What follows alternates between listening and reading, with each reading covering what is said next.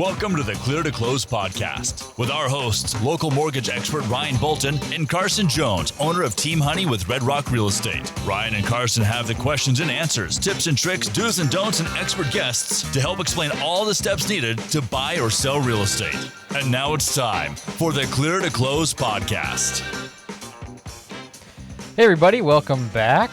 Carson Jones, Ryan Bolton here. Today we're going to be talking about abbreviations within the real estate industry, both on the mortgage side as well as the loan side, because it seems like there's always just a ton of different abbreviations and something that a lot of people maybe they'll know the real estate side of things, but not so much the lending side of things. And so we want to talk about a little bit of each of them and make sure everybody understands when they're seeing these different abbreviations throughout their contract or throughout the process of buying or selling a home, they have a little bit better idea of exactly what they mean. Absolutely. It's something we're the industry professionals, so all of us know with title companies or insurance, there's all these abbreviations that get thrown out that we know about, but then the client may not know. And there's a lot of times they'll say, what does that mean? And you just explain it. It's very easy once you know what it is. But then we have abbreviations of abbreviations in our industry. So there might be more military, maybe there's more in the medical field, but I'm telling you what, there's a lot of abbreviations. So we found a few here that we want to just go through and just what does that mean and maybe dive a little deeper on a few of them. But got a bunch of slides here, see how many we can get through and just see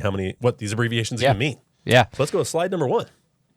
So the first one is Rep C, and then what is F&A? So, Rep C, I should say. What is REPC? Right. Yeah. We call it Rep C. So sometimes it's the letters like FBI, and sometimes it's RIP. You know, you say it, and other times you just say the 3 letters or whatever. So what is a Rep C, or what does REPC mean? So REPC, we as realtors and lenders call it the Rep C. This is the real estate purchase contract. So real estate purchase contract. And essentially this is the offer. This is the offer that a buyer is submitting to a seller for the purchase of property. Right. And you'll have new construction Rep Cs, you'll have lot and land, water Rep Cs, and then of course the standard one is just the residential Rep C that we use for your standard purchasing a home. Now, with that said, there are a lot of Rep Cs that you could just go and find off of Google, which Ryan and I will always recommend to you never use those. Right. You should always be using the state ordered forms and the forms that the state has actually created to make it fair on all sides, because a lot of the forms that people will get from just Google or printing off online somewhere are something that really is going to be favoring one side or the other, right? And so myself as an agent, if I ever get an offer like that, I say, hey, thank you so much for the offer. We have to have this on the state forms. We won't accept anything that's not on the state forms, really just for legality purposes and to just keep everybody safe. And it's just uniformed. You know, we're all used to kind of seeing that same form, whether you're in Utah, Arizona, wherever you happen to be, and they've been vetted. They've been tried and true. They go through modifications as things change with HOAs or with VRBOs, or they always kind of modifying and watching where the biggest holes are in the contract, and they just are always kind of tweaking it to match either the times or the type of property in it. Right. So within the real estate contract, we always call it F&A, cotton. It's always funny when you say F&A, but what is F&A inside the real estate contract? Well, F&A is F&A is financing for the F and appraisal for the A. Oh, that's going to be a great short. That's going to be a great short somewhere out there, people. But yeah, it's that financing and appraisal deadline is one of the most important deadlines in the contract, because once you pass that deadline, you have to close. That's past. You're down to settlement. Your earnest money's at risk.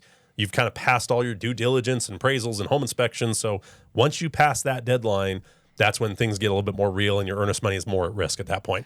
Right. And you have other deadlines, and you have the disclosure deadline for the seller disclosures. You have the due diligence. So sometimes that might be an abbreviation of just DD as your due diligence deadline. But F&A is something that it can include a lot of different things. Usually F&A is when your every time I say F&A now, I start giggling. F&A is when your earnest money is usually going to be going hard, which we're going to be talking more about earnest money today, as well as when your lender is supposed to have everything together and ready to close on the home. So if you're not ready to close, pretty much, you didn't have your appraisal back by that deadline, that's something you need to work on. All right, and it might cause you to say F&A. It might. Cotton. If you don't do it. All right, let's go to number 2. Here we go. What is ERS? ERS. Yeah, what is ERS? So ERS is the exclusive right to sell but then they also don't include there the next few words. So it's actually the exclusive right to sell listing agreement. Okay, so you'll see a lot on whether it's on Zillow or whether you're on the MLS looking at homes, you'll see it says listing type, and it might say either EAL, which is exclusive agency, or ERS, which is exclusive right. So the exclusive right to sell is essentially the agreement between the seller and the broker. Okay? So not with the buyer, it's basically contracting an agent to list the property on the Correct. market. Okay. And a lot of people get this confused because people think that you're just signing a contract with your agent, right?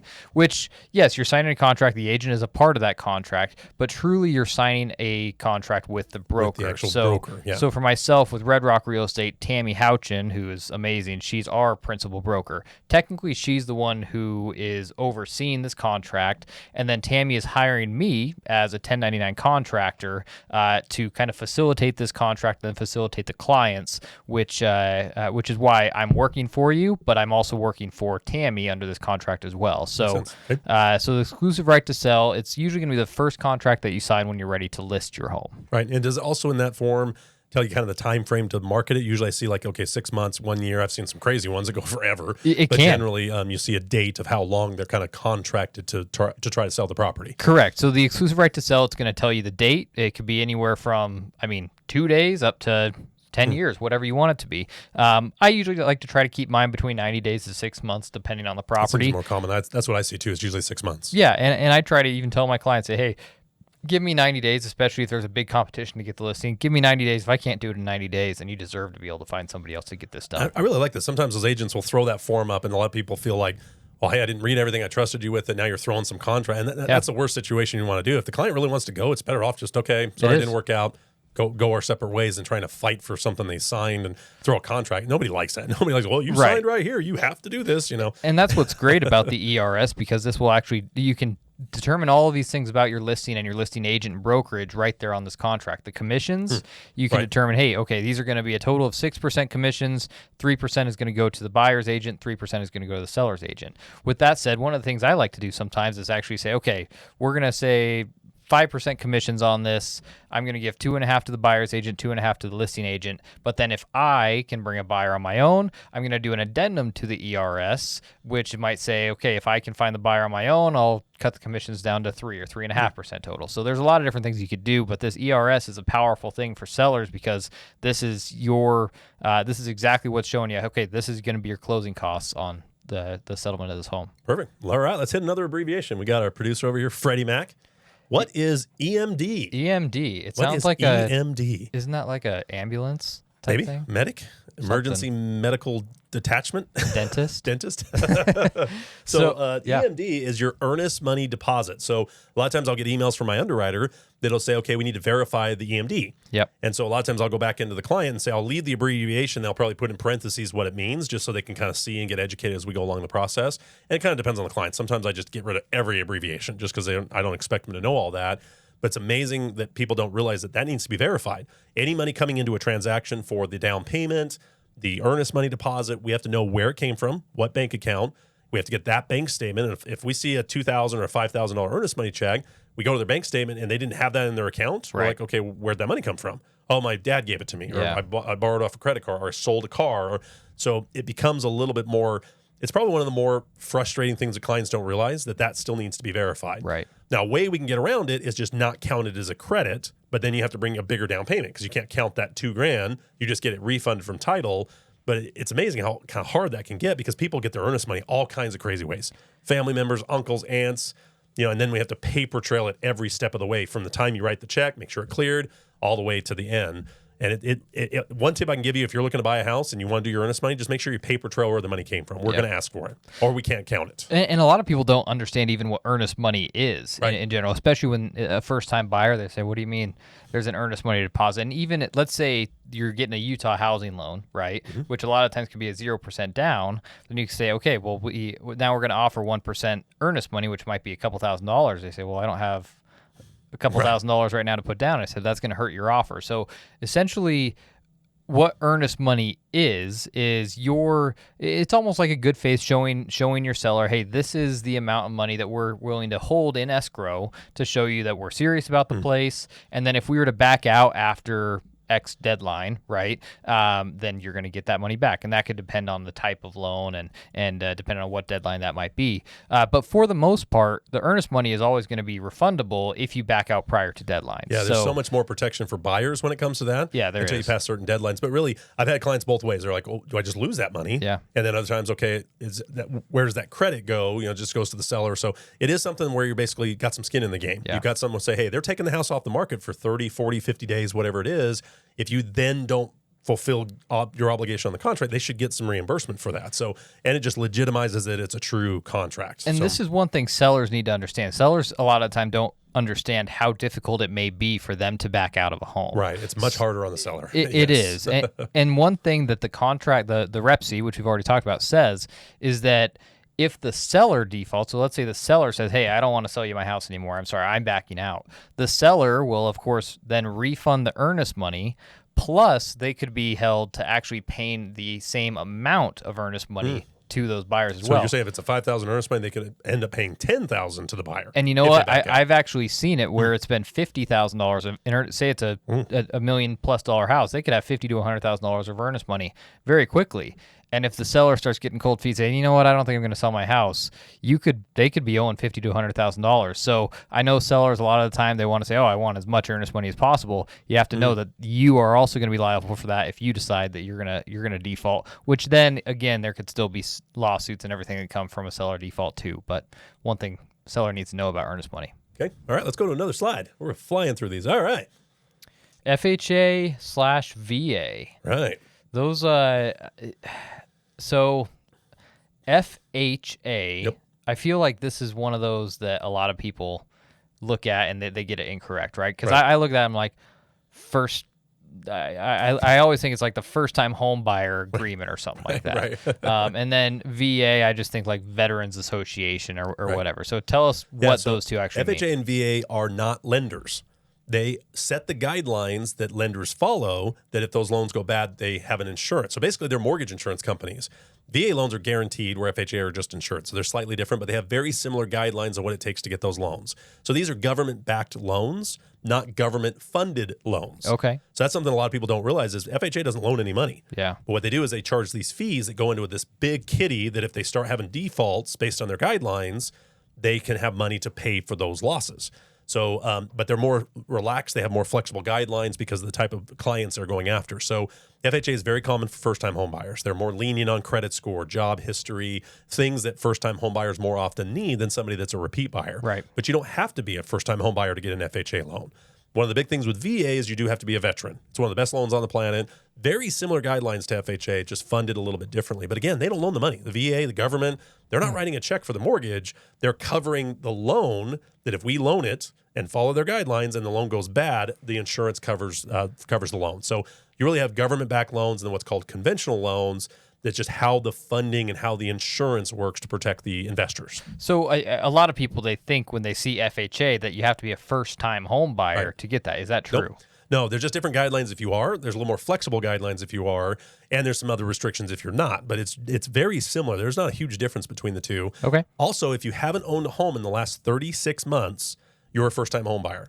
And I always thought that was kind of a funny term, but that's what we call it. But if you sold and moved to a new area and you haven't bought a home in the last 3 years, you're now a first-time home buyer. When you hear first time, you think ever. I owned a home 10 years ago. So if it's more than 3 years, you can be a first-time home buyer again, which just opens up some of the leniency of some of those programs. Now, can I have multiple of these loans going on at the same time? No, there is some rules with VA. If there's a divorce situation and the wife's awarded the home, you can get another one. So there is some ways you can do multiple VAs, but they're a little bit more restrictive.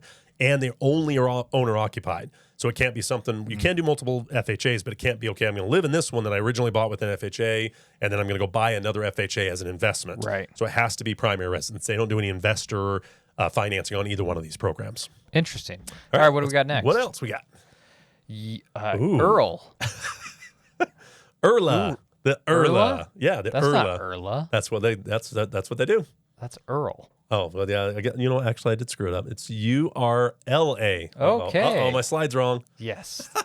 I'm glad I didn't screw it up. All right. Well, all right. So IRLA, URLA is the Uniform Residential Loan Application. So this is one every lender is going to use, regardless if it's a FHA, VA, conventional, whatever type of loan it is. That's the standardized form that we use to gather the information. Now, there may be some loans that have variations or addendums kind of added to it. If the investor has like a private money loan, a construction loan, there may be some additionals to it. But they've really, after '08, they've tried to standardize loan disclosures, forms, just so it's kind of the same kind of form. Yeah. This used to be called the 1003. It was Form 10003 that forever in our industry, we just call it the 1003. Why O? Because there's 1003 was the form number, so it just became known as the 1003. So what they did recently, a few years ago, they expanded what they gathered. There's a lot more information on the application. And the nice thing as well is you can collapse certain boxes. Like before on the old 1003, if they didn't have something in a box like a bunch of real estate or a bunch of debt or a bunch of jobs or a bunch of rentals, you just had those blank forms. Now you can collapse those forms so the application can be 3 pages long or 18. So it's now more flexible, where it used to be always page 1, 2, and 3. Everything just fit on those pages.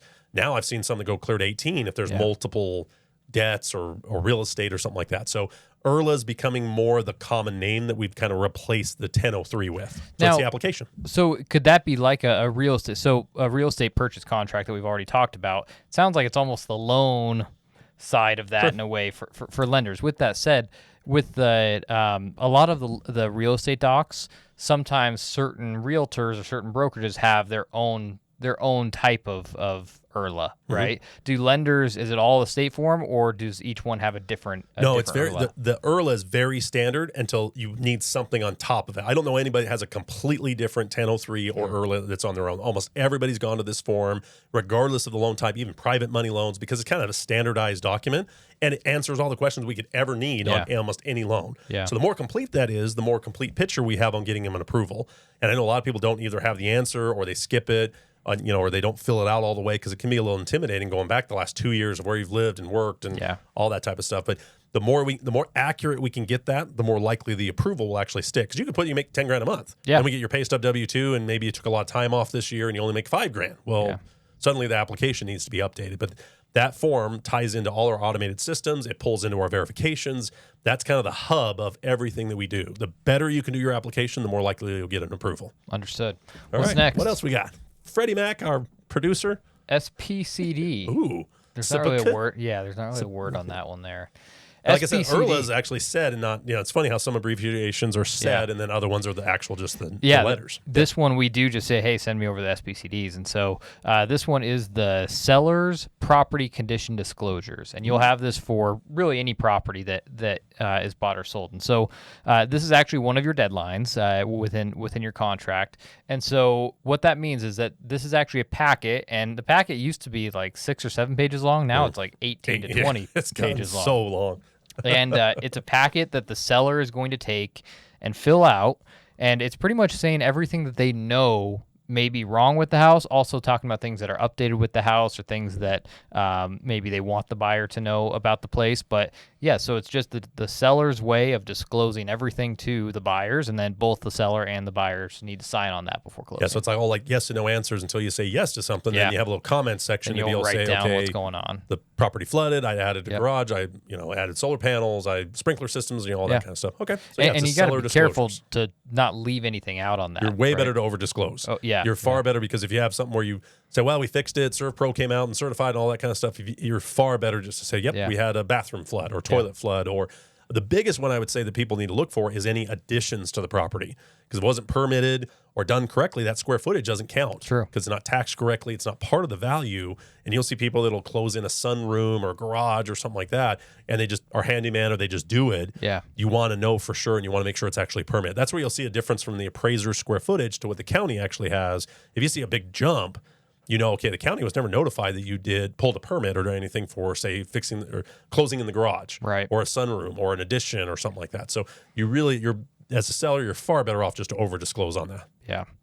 All right. Got anything else here? Oh, hey, here's one. Lay and CDs. So CDs, I used to listen to those as a kid.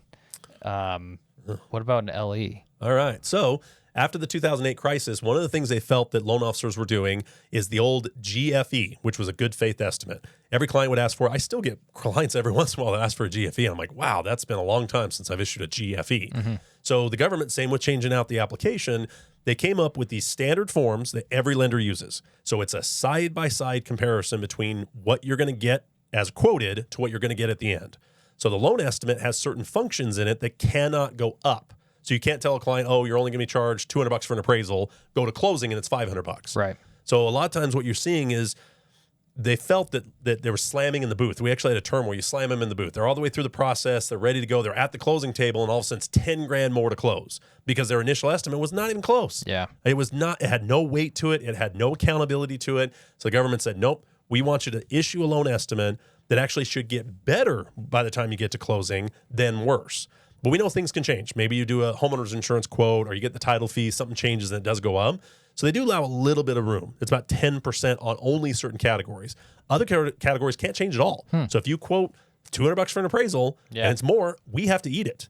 So what you've seen lenders do is they pad those numbers a little bit. We want to make sure that loan estimate is a little on the worst case side. So that way we don't get caught holding for a credit report or appraisal or a foundation cert or whatever that we need. Also, it regulated that you cannot charge more than the invoice. So if your credit report's $48.28, that's what you have to charge. You can't just charge $100 for an application or $200 for an application fee. Okay. So that's what the loan estimate did. How about a CD? So CD is you take the loan estimate and all the numbers are finalized. So you got the insurance, taxes, everything. You have to issue a CD or closing disclosure that's very similar to the LE. They look almost the same. They have a little bit more information, but now this is locked in. The CD is what you're going to see at closing, and you have to get it 3 days before you close. So there is no way that you can just get slammed in the booth. There's no way that you can just show up and not know what your closings are. You have 3 full days to determine if you want the loan. And if it matches what you actually thought you were going to get. And there's way more penalties for us. So if we don't do that right, we have to buy back the loan. We have to credit them back. So there's a lot more weight to our disclosures. It can't just be something where you say, hey, yeah, this loan's only going to cost you $2,000. And you go to closing and it's $15,000 or something like that. So that's what those two things, very common. LE is the initial estimate. CD is the final closing disclosure that you can compare side by side. There's even a form, or within the form, it'll said, this is what you were quoted. Here's what you actually got. What's the difference? If it's too much of a difference, we can't issue the closing disclosure. We have to credit it back to the borrower. Understood. So way more accountability on our disclosures, which I really like. What else we have? What other abbreviations? What is MLS? This is a good one, and this is something that everybody should kind of be aware of, because this is actually something that's probably going to be changing here over these next few years. There's already been a lot of talk of actually creating a national MLS. So MLS is the multiple listing service, and you'll see this for a lot of people. Look at this, they say, oh, is Zillow the MLS, right? They could think Zillow or Realtor.com is the MLS. So the MLS it can also be specific per county, per state. Some states just have one MLS for the entire state. Utah, it seems like there's been some effort to try to get it going in that direction of making one MLS for the entire state. With that said, all of the properties are still going to be posted on Zillow, Realtor.com for the most part. However, the MLS is essentially really an association that each individual realtor or brokerage is associated with. Right. So anytime multiple listing service. Exactly. Okay. So anytime that I have a listing, right? I'm a member of the Washington County MLS, Iron County MLS, and then the Utah Real Estate MLS, which really covers the entire state of Utah. Right. With that said, if there's an agent who's only a member of, say, the Washington County MLS, when you post that listing, your client's house is only going to be shown on really MLSs that are shown within Washington County and just those websites. That's why it's important to hire agents who are members of multiple different MLSs so you can get a lot more visibility. Yeah, you just get more eyeballs on it because it's posted to more places, like you would post to Instagram, Facebook, TikTok. The more you're posting it, the more chance you're going to have different eyeballs, different demographics looking at it.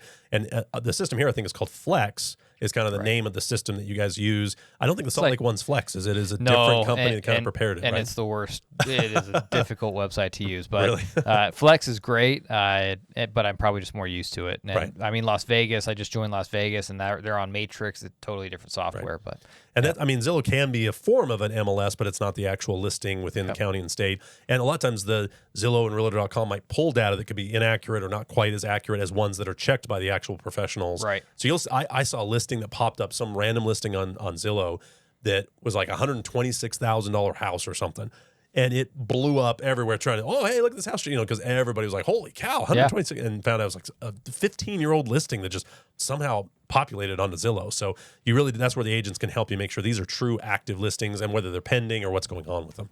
Yeah, and that's important because there's a very big confusion right now because everybody looks at Zillow as just this big MLS, which in a way, yes, it's taken all the properties, but we can't go in and edit that on Zillow very much at all. Once it populates from that other MLS, you can't change it. Yeah. So you see a lot of misinformation on Zillow. And there has been a lot of discussion over the past year, especially even about a national MLS, where it's just one place for every home in the country to be posted, which in a way could be good. I'd love to kind of see a world where at least we have that option. Great. Those are some of the most common abbreviations you run across in the mortgage and real estate world. So I hope you found that interesting, and like and share the video, and let us know other abbreviations you want to know about in the comments, and we'll get that on a future video. Great. See you next time. This has been the Clear to Close podcast with Ryan Bolton and Carson Jones. Please submit your comments, questions, and topics for future episodes to cleartoclosepod@gmail.com. That's clearclosepod@gmail.com. Or find myhomeutah.com or ryanbolton.com. Please like, follow, and share. And until next time, this is the Clear to Close podcast.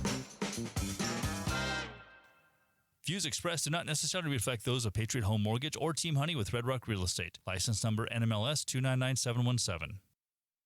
This has been a production from a podcast studio.